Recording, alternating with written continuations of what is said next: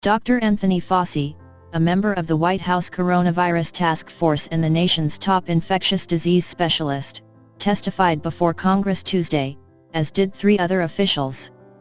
They contend they weren't directed to slow down COVID-19 testing so that fewer cases would be reported, as Donald Trump claims.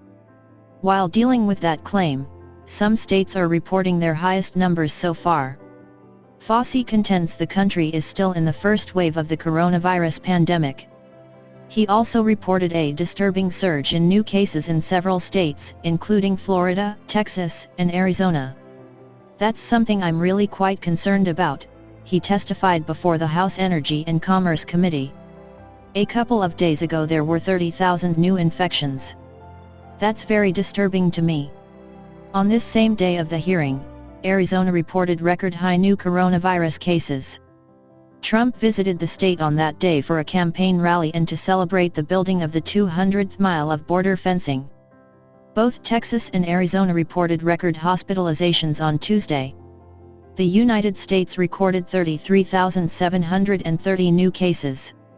This is the highest daily total since April 25.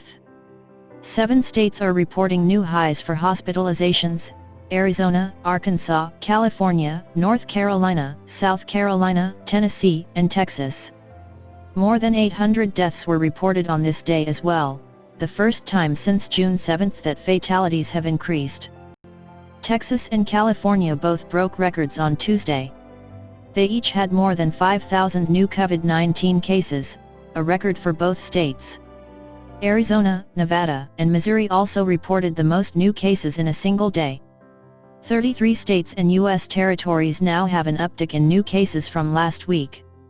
Fauci and the other 3 health officials that testified Tuesday denied they had ever been directed to slow down testing after Trump made this claim at his rally in Tulsa on Saturday. White House officials have passed it off as Trump just kidding around, but Trump told reporters on Tuesday, "I don't kid. Cases are going up in the U.S. because we are testing far more than any other country and ever expanding," he tweeted before the hearing. "With smaller testing, we would show fewer cases." Along with Fauci, Centers for Disease Control and Prevention Director Robert Redfield, Food and Drug Administration Commissioner Stephen Hahn, and Department of Health and Human Services Assistant Secretary for Health Brett Giroir testified before the House committee. All reported they had not ever been directed to slow down testing. "I know for sure none of us have ever been told to slow down on testing," said Fauci. "That just is a fact.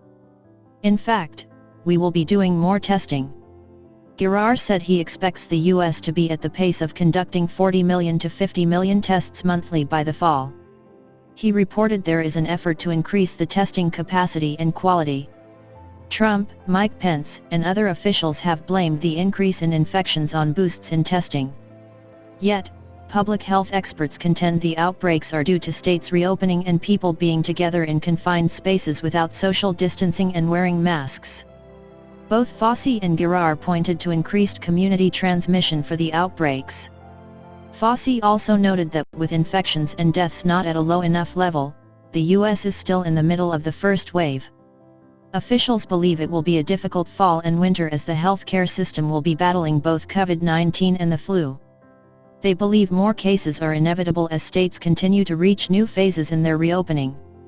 They called attention to getting the pandemic under control so that local officials can isolate the confirmed cases and conduct contact tracing to prevent it from spiraling further out of control.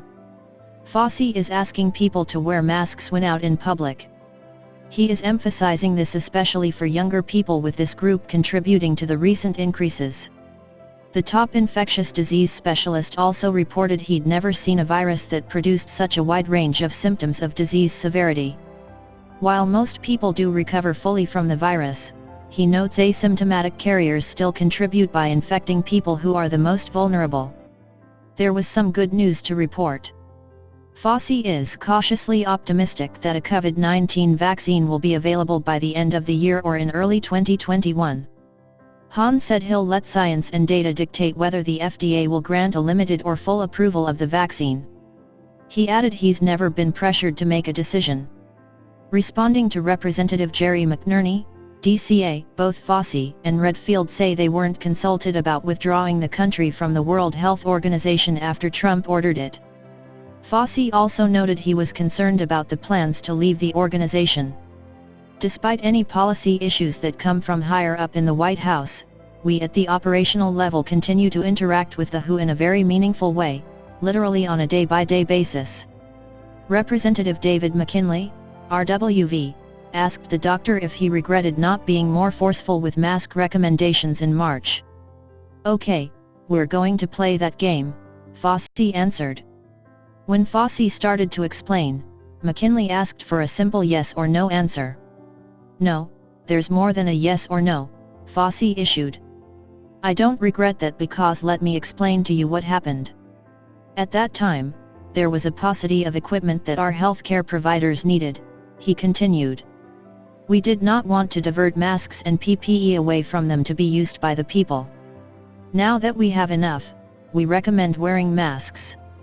Representative Nanette Berrigan, DCA, asked whether Fauci believes the U.S. has prevailed in the fight against COVID-19. "I wouldn't use the word prevail," he answered. "I would say that we're still in the middle of a serious outbreak. There is no doubt about that. Trump had said in May, 'We have met the moment, and we have prevailed.' He later said he meant the U.S. had prevailed in terms of testing, something he is now insisting we should do less of so that there are fewer cases being reported."